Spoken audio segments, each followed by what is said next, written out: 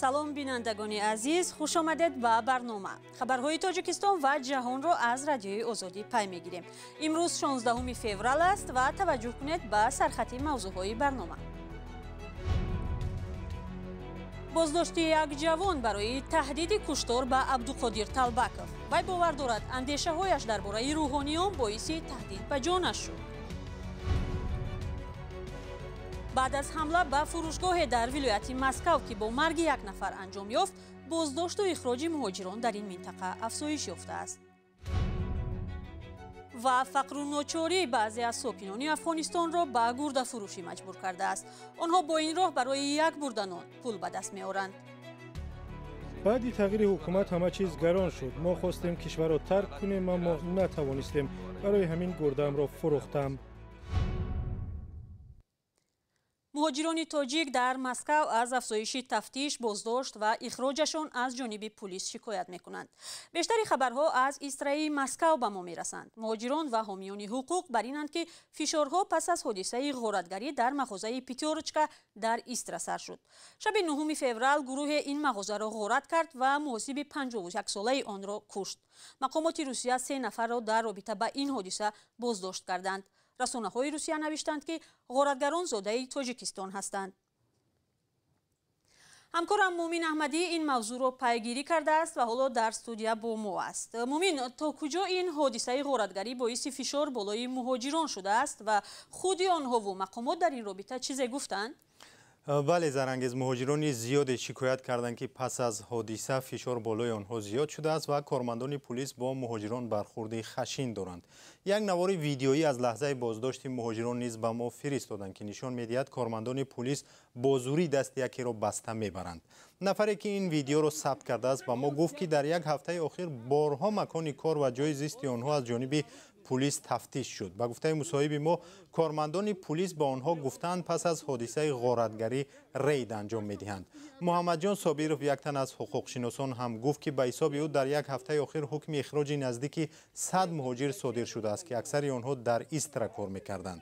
дар идораи пулиси Истра ба Радиои Озодӣ тафтиши саросарии муҳоҷиронро тасдиқ ва ё рад накарданд ва гуфтанд ки ба ин савол танҳо бо мактуб метавонанд посух бидиҳанд. дар сафорати Тоҷикистон гуфтанд ки воқеан аз муҳоҷирони ихроҷшуда ба онҳо муроҷиат расидааст, вале мақомоти Русия дар бораи гузаронидани рейд ба онҳо маълумот намедиҳад. як масъули дафтари матбуоти сафорат гуфт ки танҳо дар ҳолати поймол шудани ҳуқуқи муҳоҷирон мо вокуниш нишон медиҳем. муҳоҷирон мегӯянд ҳарчанд на ҳама боздоштшудаҳо ихроҷ мешаванд, вале онҳоро давоми як рӯз дар шӯъбаҳои пулис нигаҳдорӣ ва азият медиҳанд. ҳодисаи ғоратгарӣ дар як мағоза ба муҳоҷирони оддӣ чӣ рабт дорад ва чаро бояд онҳоро тафтиш кунанд? бубинед, зарангез ки фазосозии матбуоти Русия дар ин ё он масъала ба муҳоҷирони корӣ бевосита таъсир мерасонад. ҳоло воқеан мо дақиқ намедонем то куҷо ин ҳодиса ба фишор болои муҳоҷирон сабаб шудааст, вале коршиносон бар ин назаранд ки матбуоти Русия дар сохтани фазои муҳоҷирбадбинӣ саҳм дорад. масалан, матбуоти Русия бештар бо ин мазмун менависад ки фалон тоҷик ғорат кард, фалон тоҷик таҷовуз кард. ин шакли навишти матлаб ба гуфтаи ҳамсуҳбатони мо муҳоҷирбадбиниро бештар мекунад ва кормандони пулис ҳам таҳти назари матбуот амал мекунанд. вале аз тарафи дигар муҳоҷирони зиёде ҳам ҳастанд ки дар ҳуҷҷатҳояшон мушкил доранд. Мумин, аз ин рӯ ихроҷи онҳо мантиқӣ нест? мушкил дар ҷои дигар аст, зарангез, ва на ҳамаи онҳое ки ихроҷ мешаванд дар санадҳояшон мушкил доранд. ба гуфтаи мусоҳибони мо, мушкил дар он аст ки мақомоти Русия шароити дурусте барои муҳоҷирони корӣ фароҳам намекунанд то онҳо қонунӣ кор кунанд. мо борҳо гузориш доштем ки ҳатто муҳоҷироне ҳам ихроҷ мешаванд ки тамоми санадҳояшон дуруст аст. додгоҳҳои худи Русия низ онҳоро пас аз ихроҷашон ҳақ бароварда буданд. бисёре аз коршиносон мегӯянд роҳи ҳал дар ин аст ки муҳоҷират ба Русия аз ҳисоби офаридани ҷойҳои нави корӣ дар ватан камтар шавад, чизе ки ҳоло мо баръакси онро мушоҳида мекунем. нархҳо дар Тоҷикистон боло мераванд, маош ночиз аст ва бекорӣ афзоиш меёбад. ин омил боис мешавад ки муҳоҷират афзоиш ёбад. ҳоло бештар аз 1 миллион шаҳрванди Тоҷикистон дар Русия корҷӯ ҳастанд. ташаккур Мумин. بارگر تشکر مومین. شکایت مهاجران تاجیک از مشکل شدن کار زندگی و افزایش ریت ها در روسیه در حالی است که مقامات دو کشور بعد از چند سال بحث سازشنامه پرداخت نفقه با مهاجران را امضا کردند. سازشنامه هنوز نهایی نشده است چون پارلمان ها آن را قبول نکردند. اما از حالا مهاجران تاجیک میپرسند که کی و چی طور امکان گرفتن نفقه را پیدا خواهند کرد. به این سوال همکاران ما نگاره فضل‌الدین در دوشنبه پاسخ جست. раҷабалӣ ибодалиеви 65 сола 25 соли умрашро дар русия гузарондааст. аз ин баъд ин марди кор метавонад барои пешбурди зиндагиаш ба нафақаи русия умед бандад. ҳоло вай дар мардикорбозори душанбе ки дар ноҳияи шоҳмансур воқеъ аст дар ҷустуҷӯи кор аст. зеро ба гуфтааш бо нафақаи 240 сомонии тоҷикистон рӯзгораш пеш намеравад.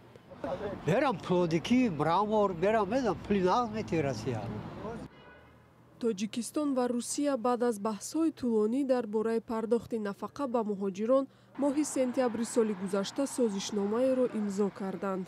бори нахуст ин иттилоъ дар нишасти хабарии агентии суғуртаи иҷтимоӣ ва нафақа тасдиқ шуд. созишномае ки мо бастем имзо ба мо имкон медиҳад ки агар тамоми муҳоҷироне ки дар россия кор мекунанд ва шарту шароит талаботи суғурташавии музди меҳнатшона риоя кунанд ва ё барои ҳамун собиқаи корӣ дар россия буданашон нафақа таъин мешавад аз ҷониби россия ва ҳамзамон агар қисми собиқаи коришон дар тоҷикистон бошад, тоҷикистон ҳам низ нафақаи худро таъмин мекунад. сарчашмаш андози иҷтимоиш аст. даврон вализода, як намояндаи дигари ин агентӣ, дар суҳбати телефонӣ ба радиои озодӣ шарҳ дод ки агар муҳоҷири кории шаҳрвандии тоҷикистонро дошта бошад, маблағи нафақаи русияш ба тоҷикистон ва ё баръакс интиқол дода мешавад ва нафақахӯр маблағи умумии нафақаашро аз кишвари доимии зисташ дарёфт мекунад. о маъно надорад ки нафақахӯри мо ҳозир мехезад меравад нафақаи россия мегирад. ин хел не. ту бояд собиқаи корӣ дошта бошад, як вақти муайян барои кор кардан дар россия, расмӣ кор кардан. коршиносон расидагӣ ба ин созишномаро комёбии бузург дар пешрафти масоили муҳоҷират дар тоҷикистон унвон мекунанд. ин дар ҳақиқат на танҳо пешравӣ аст, яъне ҳозир маълумотнокии ҳамин муҳоҷиронро бояд баланд бардорем. онҳо бояд камтар савод дошта бошанд, камтар бо касе ки кор мекунанд тавонанд кор кардан, гап зада тавонанд, бо ҳуҷҷатҳо имзо кардан имзо кунанд, ба тариқи шартнома кор кунанд. агар шартнома набошад ягон пул намегирад. ҳарчанд созишнома аз ҷониби ҳукуматҳои ду кишвар имзо шуд, аммо парлумонҳои тоҷикистону русия ҳамоно онро қабул накарданд. маълум нест ки он кай қабул мешавад ва ба ҳукми иҷро медарояд ва оё раҷабалӣ ибодалиев ба ин зудиҳо нафақаи русияшро мегирад ё на, маълум нест. мақомоти тоҷикистон мегӯянд камтар аз 1 миллион нафар аз шаҳрвандони кишвар дар русия кору зиндагӣ доранд, аммо ҷониби русия ин рақамро бештар аз 1 миллион кас медонанд. садҳо ҳазор нафар ҳамзамон шаҳрвандӣ ва шиносномаи русӣ гирифтанд. برنامه را ادامه می‌دهیم. جوانی که گفته می‌شود برای تحقیر و تهدید خبرنگار و فعال جمعیتی عبدالقادر طلبکوف بازداشت شده است، با 15 روزی حبس محکوم گشت. حادثه شام 14 فوریه رخ داده است و بعد یک ساعت پلیس دوشنبه از بازداشت طغیان اسماعیلوف خبر داد. طلبکوف باور دارد که سخنان او درباره روحانیان و دین زردشتی باعث شده که این جوان 25 ساله او را تهدید به کشتن کند. نظر طغیان اسماعیلوف به این قضیه دسترس نیست. او در بازداشت است، ولی نزدیکانش میگویند مشکلی سلامتی داشت. مولا رجب یوسفی و نگاره فضل‌الدین موضوع را پیگیری کردند. در هر جایی که مرا بینند زردشتی فلان تحقیر، حقارت، هجوم. 2 روز است که در شبکه‌های اجتماعی اطراف نام عبدالقادر طلبکوف بحثی در جریان است. روز 15 فوریه پلیس دوشنبه یک جوان 25 ساله را با گمان تحقیر و تهدید به او بازداشت کرد. در خبر پلیس نام از جبر دیدن نآمده است، ولی مدیر کتابخانه لاهوتی عبدالقادر طلبکوف میگوید حادثه به او ربط دارد.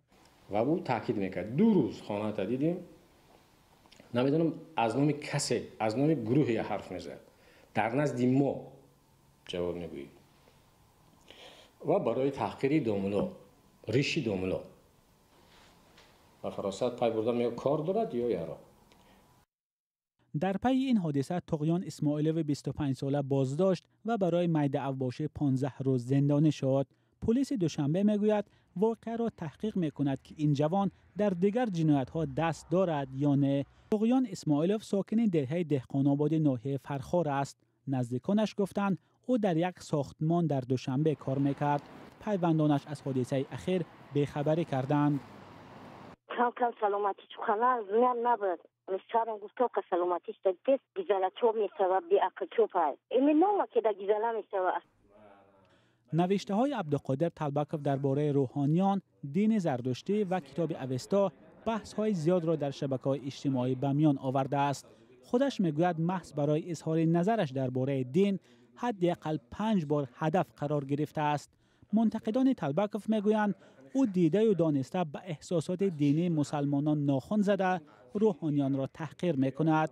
مدیر کتابخانه لاهوتی این عقیده ها را رد میکند. قضیه اخیر عبدالقادر طلبکوف بحث تحمل پذیری در تاجیکستان را داغ کرد.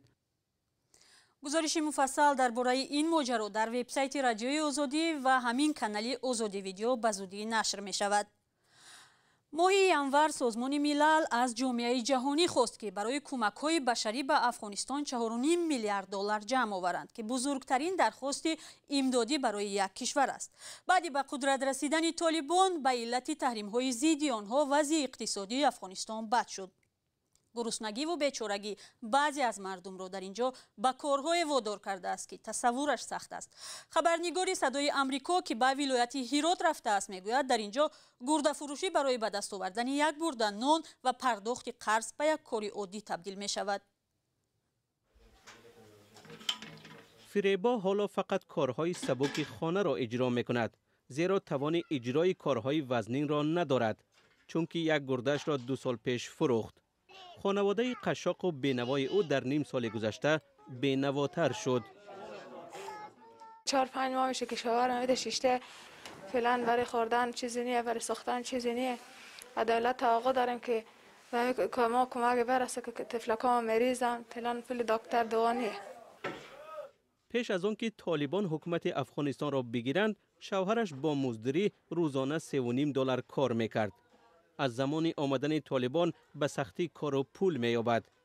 به فریبا برای گردش 2000 دلار داده بودند، ولی آن را هم برای بازگرداندن قرض عائله صرف کردند. در این محله ظاهراً گرده فروشی یک کار معمولی است. همه این مردان و زنانی که نخواستند نشان بدهیم گرده هایشان را فروختند. یک مرد گفت که 5 برادرش این کار را کردند. در اردوگاه چند کیلومتر دورتر از اینجا الله نظر 3 ماه پیش از ناعلاجی گردش را فروخته است. عین کار را این مردان کردند که در ویدیو می‌بینید. بعد تغییر حکومت همه چیز گران شد. ما خواستیم کشور را ترک کنیم اما نتوانستیم. برای همین گردم را فروختم.